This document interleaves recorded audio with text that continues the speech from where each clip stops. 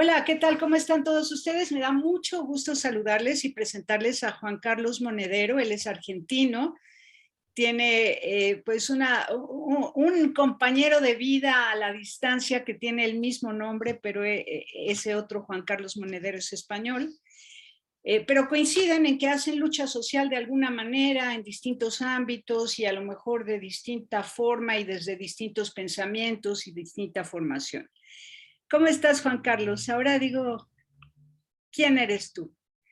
Licenciado ¿Cómo en es? filosofía, escritor ¿Cómo? y docente, autor de 4 libros. Y su página, para que lo conozcan bien, es www.jcmonedero.com. Cuéntanos, estos 4 libros, ¿cuáles son los temas? Bueno, primero que nada, muchas gracias, Teresa, por la invitación. Gracias a ti por aceptar. Me encantan los mexicanos, me fascina México y una de mis tareas pendientes es viajar y conocer. Siempre los mexicanos me dan cariño, me inspiran simpatía.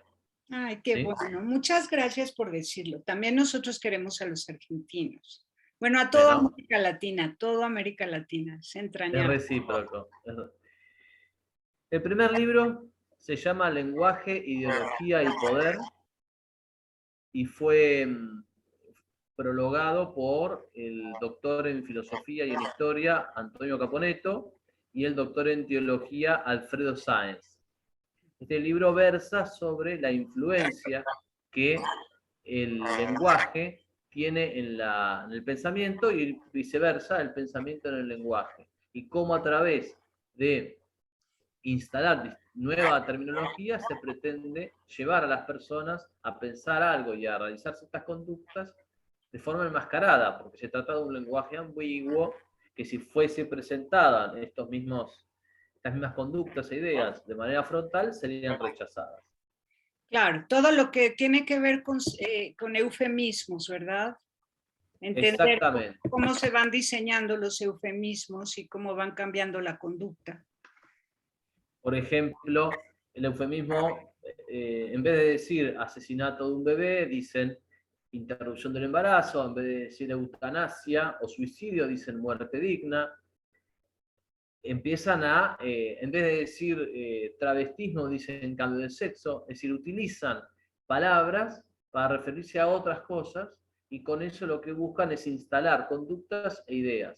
Cuando esas conductas e ideas son presentadas sin ese ropaje terminológico, generalmente son rechazadas, pero con ese ropaje terminológico son aceptadas. Bueno, de eso se trata Lenguaje, Ideología y Poder. El segundo libro es el tomo 2 del lenguaje. El tercer libro es el de la pandemia. Es el libro que saqué el año pasado, en junio. Y el cuarto libro es una crítica a la teoría de la evolución en su faceta cristiana, donde supuestamente se busca conciliar la teoría de la evolución con el cristianismo, y es una crítica también a algunos aspectos epistemológicos de la teoría de la evolución. eh, por eso es que es mi tesis de licenciatura. Yo me recibí de licenciado en filosofía con ese libro. Después, bueno, lo adapté, por supuesto, Oye, pero el pero contenido es ese. lo presentas como el cuarto libro, te tardaste mucho en hacerlo libro cuando fue el primero que escribiste. Algo así, porque la verdad es que se demoró mucho. Ese libro, yo me recibí de licenciado en filosofía el 1 de diciembre de 2017. Así que imagínate, son un poco más de 4 años. Pero luego, por demoras y cosas también mías que no pude terminar. Viste que tú como escritora sabes, somos muy exigentes y queremos que todo esté bien antes de publicarlo y a veces eso nos hace tardar un poco de tiempo. Pero bueno, afortunadamente salió el libro más o menos en octubre, en noviembre del año pasado. eh, y todos los libros están disponibles en formato PDF, algunos están en Amazon y si no, siempre se pueden conectar conmigo y mi equipo de trabajo les puede facilitar el PDF. Muy bien, entonces Juan, tu página de internet para que te encuentren y se pongan en comunicación es www.jcmonedero. Muy Así bien. es. Muy bien, y el tema que ahora nos ocupa de todo lo que tú has investigado, pues será el tema de la pandemia, el tema de los medios de comunicación, todo. Estás como a la vanguardia pendiente de los debates actuales, como Así es. cuidando a la sociedad para que no se despiste y no caiga en la trampa, ¿no? Hacemos lo posible. Claro. Además, a mí, yo soy, me gusta decir, ¿no? De la vieja escuela, me encanta el diario. Para mí, una de las cosas más placenteras que hay, no me gusta tanto leer por internet. Me encanta sentarme en un bar, tomar un café, pedir unas medialunas, un tostado, leer el diario del día, analizarlo, marcarlo, digamos, tijeretear la noticia. Tengo carpetas y carpetas de noticias, de artículos periodísticos cortados. Yo trabajo así. Me gusta eso. Qué bonito. Entonces, sigo la actualidad y estoy muy interesado en lo que pasa y por momentos preocupado por la manipulación a la que la gente está siendo sometida. Teresa. Así es, por eso todos los que seguimos a Jonathan Ramos lamentamos que se te hubiera cortado la comunicación con él en la entrevista que iniciaron esta mañana y estábamos así expectantes porque sabíamos que dos personas inteligentes iban a tener una conversación inteligente. Trataré de estar a la altura. ¿Qué te parece si comenzamos con lo que publicó hoy el Papa Francisco en sus tweets, que yo no me los pierdo, aparte de leer todo lo que se publica de Papa Francisco y seguir sus audiencias y todo? Dice hoy: pidamos al Señor la fuerza de apagar la televisión y abrir la Biblia, de desconectar el móvil y abrir el Evangelio. Nos hará sentir la cercanía del Señor y nos infundirá valor en el camino de la vida. Es increíble cómo desde distintas trincheras todos vamos como en ese sentido, ¿no? En esa dirección. La conversación que iniciaron hoy tú y Jonathan iba por ahí. Tenemos que dejar de ser manipulados por los medios de comunicación que tienen ya una línea y además monotemática. Todo el tiempo se habla de la pandemia. O sea, los medios de comunicación, habiendo tanta cosa de qué hablar en el mundo, se han vuelto monotemáticos y nos están taladrando el cerebro. Totalmente de acuerdo. Eso es lo que está pasando. De alguna manera, el tema de la pandemia, los muertos por coronavirus, reales o presuntos, eclipsa el comentario sobre otros temas. Entonces, es como tú tienes sí, la luna es mucho más pequeña que el sol, pero si yo te pongo la luna en la nariz, tú no vas a poder ver el sol o podrás ver apenas un reflejo. Acá pasa lo mismo. Los medios, esto es una frase que decía mi abuelo decía, los medios comen con lo que dicen y engordan con lo que no dicen. Entonces, en cada medio de comunicación, real o virtual, hay una selección de temas. Eso es normal. El medio no puede hablar de todo el tiempo, porque todo lo que pasa es tan grande la cantidad de hechos o sucesos que ocurren, que es imposible volcar todos esos en un papel. Y además hay que chequearlos. Suponte, a mí me llega que ahora la noticia de que Inglaterra quiere ir para atrás y abolir todas las medidas de restricciones sobre el COVID.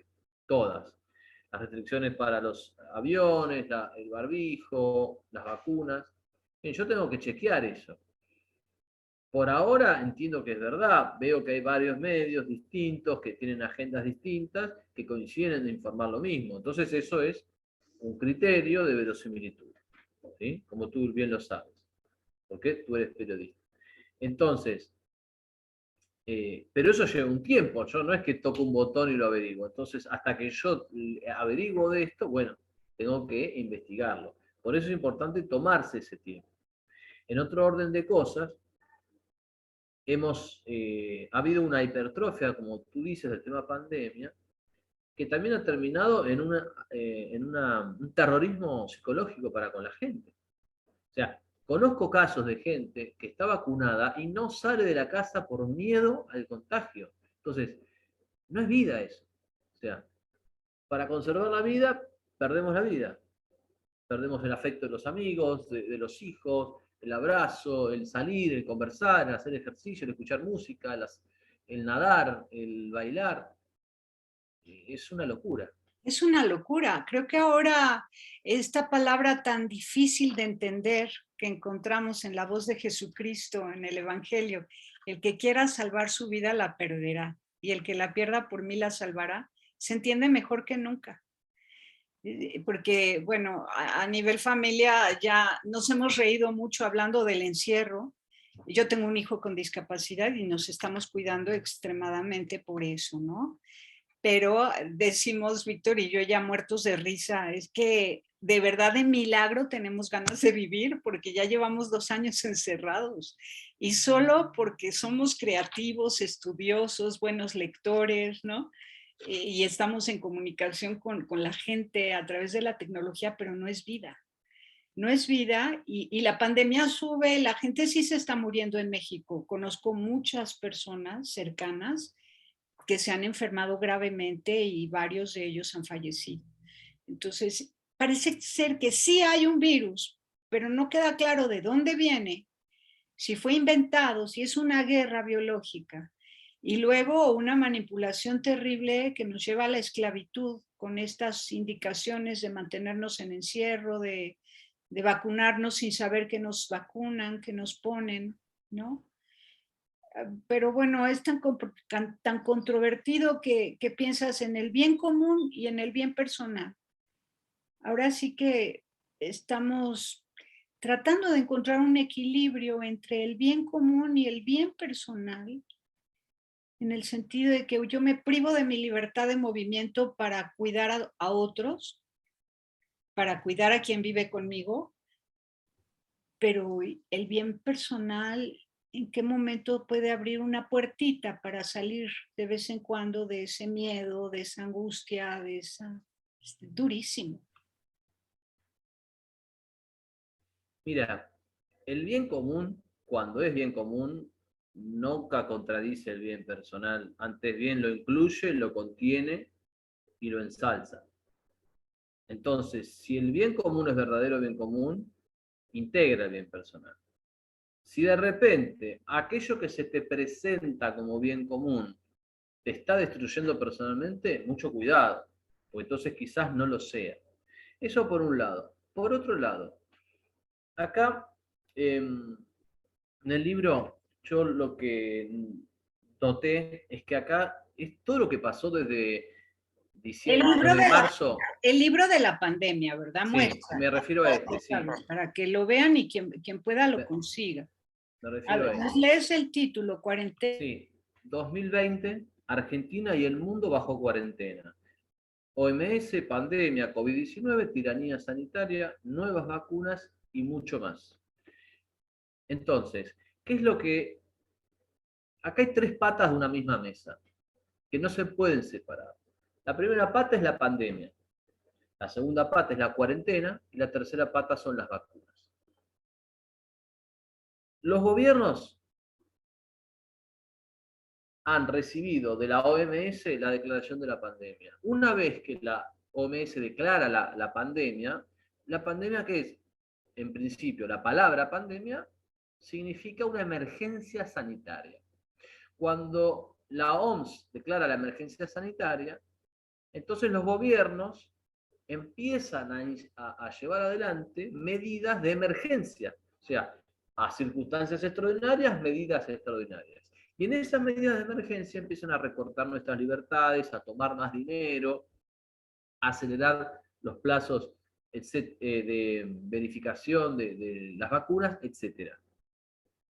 Ahora, ¿qué pasaría si la pandemia no estuviese demostrada? ¿Qué pasaría si los que mueren supuestamente por COVID murieron de gripe o de pulmonía o de neumonía o de influenza o de rinovirus o de tantos virus respiratorios que existen? Bien, eso nunca se ha probado. O sea, el protocolo oficial de la OMS sostiene que es suficiente con que alguien tenga síntomas compatibles con el COVID para que sea declarado muerto por COVID. Y acá en Argentina hay un montón de casos y de testigos de gente que moría por otra cosa y le ponían muerto por COVID. O gente que moría con COVID, pero no de COVID, o no a causa del COVID, sino simplemente con algún problema respiratorio, pero que la causa de su muerte fue otra. Y todo eso infla las cifras. Al inflar las cifras, se genera más terror. Y al haber más terror en la gente retrocede y acepta que el Estado avance y les recorte sus libertades. Y luego se genera la necesidad falsa de que hay una gravísima emergencia y luego viene la salvación, la vacuna. Entonces, en el marketing, ¿qué tenemos? En el marketing tenemos la generación de una falsa necesidad para ofrecer una falsa solución. Acá pasa exactamente lo mismo. Y fue muy sencilla, la estrategia fue muy sencilla, el problema es que fue a nivel global. Exacto. Es tremendo, sí. ¿Sí? Es así, y por eso también lo podemos utilizar otra comparación, que son las aplicaciones de Internet. Viste que en un montón de aplicaciones tú tienes un virus y luego te venden el antivirus. Pero el que crea el virus y el que creó el antivirus es la misma persona, solo que quiere hacer plata o quiere hacer dinero, como plata por ahí es un término muy localista argentino. Quiere hacer dinero, entonces, primero te genera el problema y luego te vende la solución. Eso pasa permanentemente en el campo del software. Bueno, ¿y qué tal si aquí está pasando lo mismo? No, ya ha pasado. Por ejemplo, los transgénicos y los herbicidas, el glifosato, provocan cáncer, deformaciones al nacimiento, un montón de enfermedades y luego te venden la medicina y es el mismo laboratorio el que produce los herbicidas y el que produce las medicinas. Bueno, lo estás diciendo tú misma. Entonces, hay antecedentes y hay argumentos para pensar que estamos ante una pandemia, por lo menos no demostrada, y entonces los gobiernos, antes de recortar nuestras libertades legítimas, deberían demostrar que estamos ante una situación objetivamente distinta de las anteriores. No se ha demostrado eso. Y Bueno, cuando tú te sí. enteraste que nos estaban mandando a vacunar por tercera ocasión, ya habías publicado tu libro. ¿Y qué pensaste? Dijiste, qué bárbaros, estos de veras no escuchan, no atienden, no se calman, siguen adelante con su proyecto. Ahora tercera vacuna. El libro lo publiqué más o menos en junio del año pasado. Pero lo que sí te puedo decir es que era evidente, al principio dijeron, bueno, esto dura 2 semanas. Todos los gobiernos dijeron algo parecido. No, esto dura 2 o 3 semanas y ya está. Después, no, esto dura 15 días más. Después, esto dura 2 meses más. Después, va a ser una vacuna. Después, van a ser 2 vacunas. Ahora se habla de 4 o 5 dosis. O sea, en el fondo, parece esto como algo que nunca va a acabar. Y no quieren que acabe. No quieren que acabe. Ahora, sin embargo, hay movimientos en todos los países, en Argentina también, que tienden a presentar que el tema ya no es tan importante. Por ejemplo, la ministra de Salud, Carla Bisotti, dijo hace unos días que el COVID ya en España se está tratando como una gripe y acá también. Como diciendo, bueno, bajemos un poco las revoluciones. Claro, es bastante hipócrita, porque es la misma ministra que dijo en el 2020 que todo resfrío es COVID hasta que se demuestre lo contrario. Una locura invertir la carga de la prueba y presumir que toda afección respiratoria es COVID.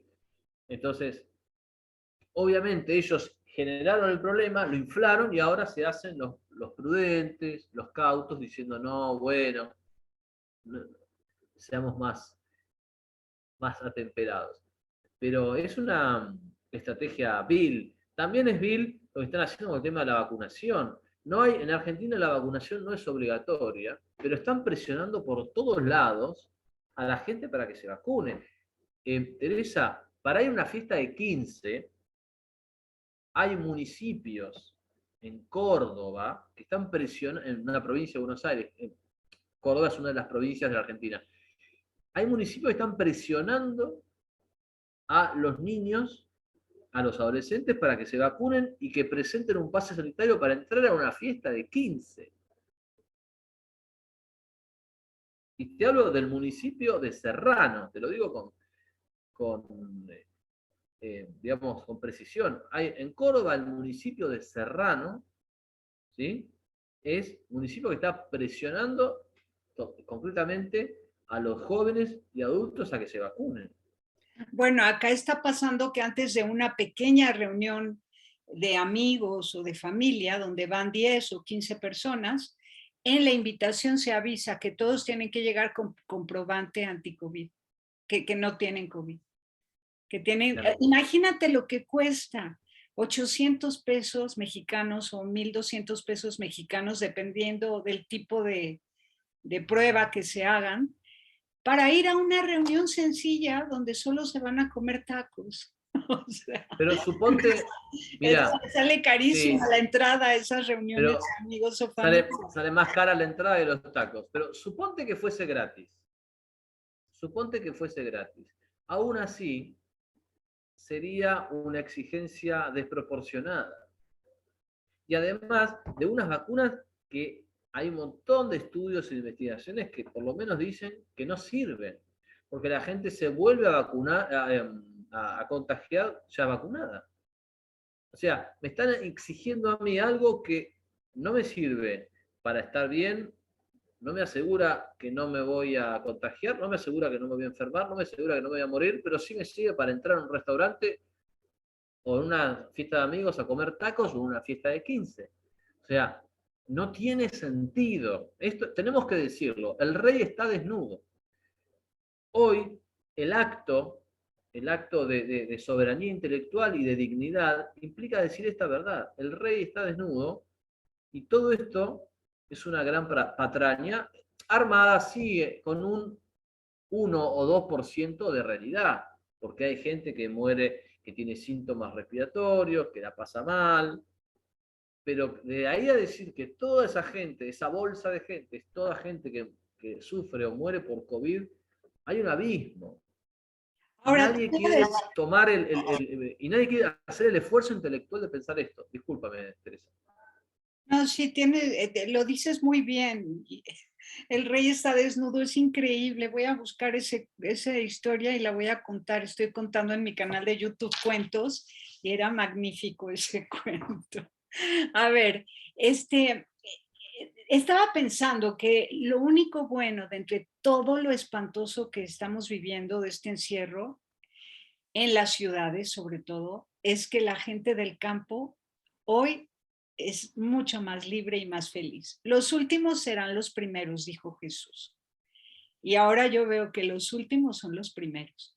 Qué ganas de irte al campo, a la casa del pueblo originario, del que construyó tu casa, del plomero, del fontanero que viene aquí a arreglar las cosas, irte a casa de la abuelita, de la señora que viene una vez a la semana a ayudarte a limpiar tu casa. Qué ganas de ir a vivir con ellos, porque ellos viven en el campo, viven libres y felices y no usan cubrebocas, no están contaminados de nada, llevan una vida sencilla, libre y muy humana, y dices, ay, qué bueno, dichosos que viven en el campo. Totalmente.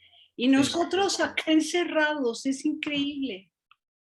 Es que hay que salir, hay que romper el patrón, porque además, mira, hay una cita que te quiero leer del libro, que no es del ministro de Salud, ¿sí? Mejor dicho, del que fue ministro de Salud, después lo movieron, pero nosotros tuvimos un ministro de Salud abortista, anticristiano, un desastre, que se llama Ginés González García.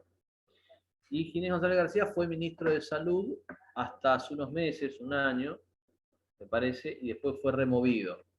Ahora el ministro es otro. Pero yo quiero leerte una frase que dice, que dijo este hombre, ¿no? Y que dice así, mira, me parece que es,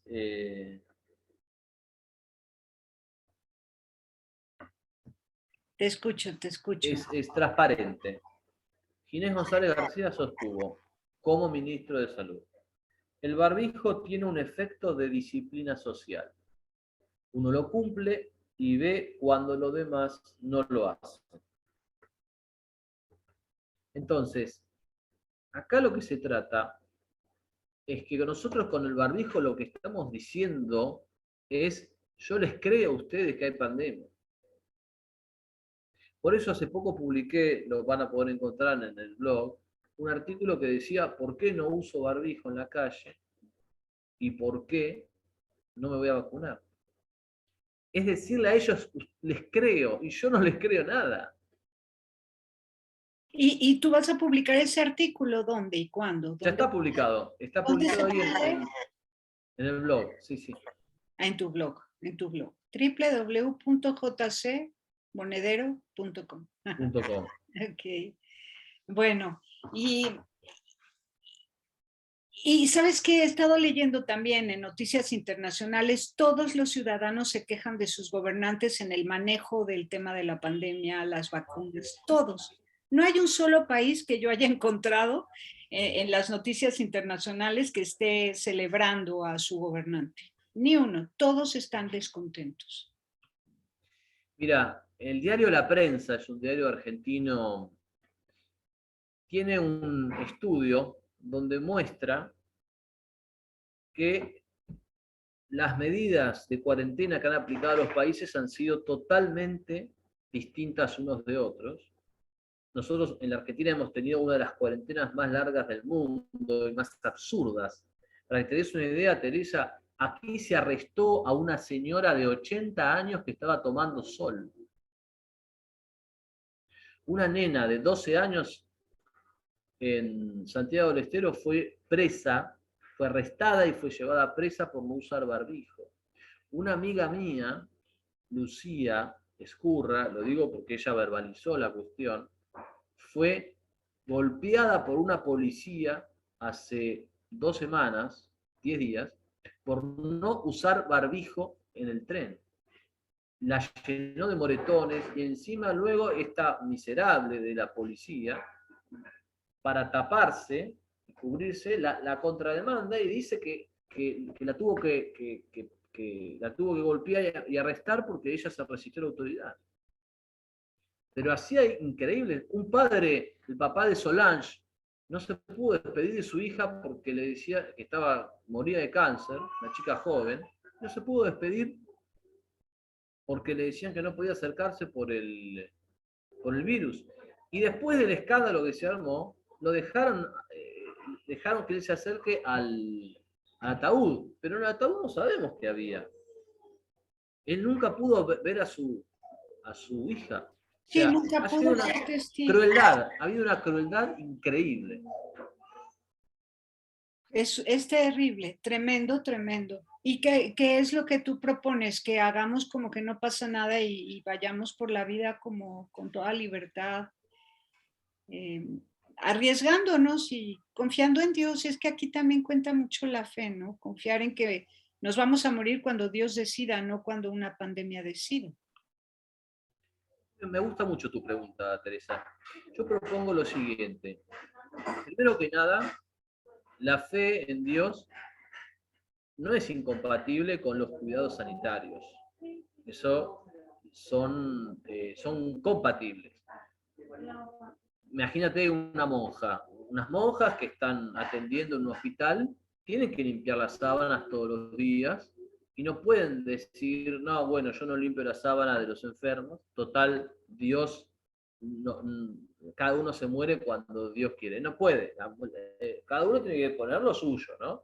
Entonces la monja debe limpiar las sábanas, yo debo ser limpio y debo enseñar a mis hijos normas de higiene. Yo tengo que cocinar la comida y hervir la verdura por una cuestión de salud. O sea, las normas sanitarias, cuando son legítimas y proporcionadas, son perfectamente compatibles con la fe, con la providencia. El problema está aquí cuando nosotros damos por válidas normas sanitarias que no están comprobadas ante una situación de emergencia que no está comprobada solo por presión social o política de los medios de comunicación o de los gobiernos. Entonces, acá no se ha hecho el camino racional que nos permita decir, bueno, miren, hay una pandemia, hay una emergencia, y la única manera de salvarnos de esto es aislándonos, restringiendo. Nadie ha hecho ese camino racional. El problema es que es muy ambigua la información. La información es tan ambigua que no podemos, no tenemos suficientes datos y constancia de como evidencias objetivas con lupa en un laboratorio donde podamos estar todos y ser testigos, ¿no?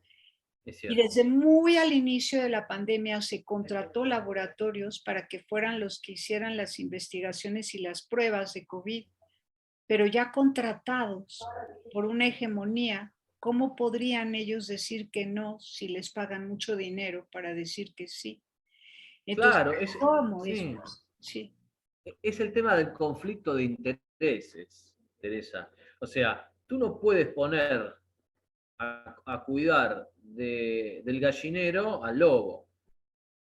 Y tú no puedes hacer que en un juicio el fiscal, que es la parte acusadora, sea el que tenga que tomar la decisión. No, tiene que ser alguien independiente. No, uno no puede ser juez y parte. No puede ser abogado defensor y además ser juez que sentencia. O abogado fiscal y además ser juez que sentencia. Tiene que ser independiente.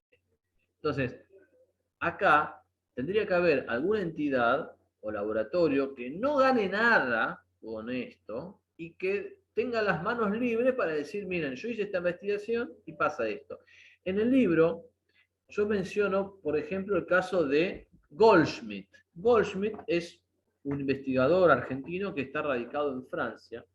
Y Goldschmidt, una de las cosas que dice, esto lo pongo al principio del libro, dice concretamente que antes no se medía el coronavirus.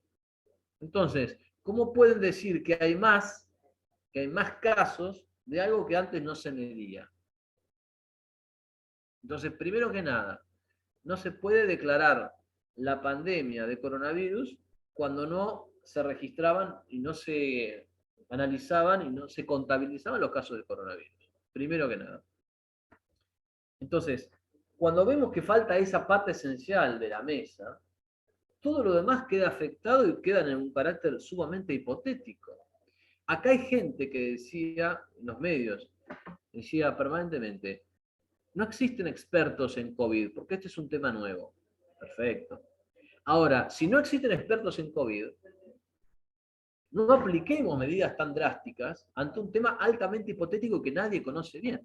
Ahora, fíjate, en teoría nos decían no hay expertos de COVID. En la práctica nos presionaron, llevaron a la gente a la casa, los criminalizaron a los que paseaban, encerraron a los viejitos, cerraron los templos, cerraron las universidades, cerraron los colegios.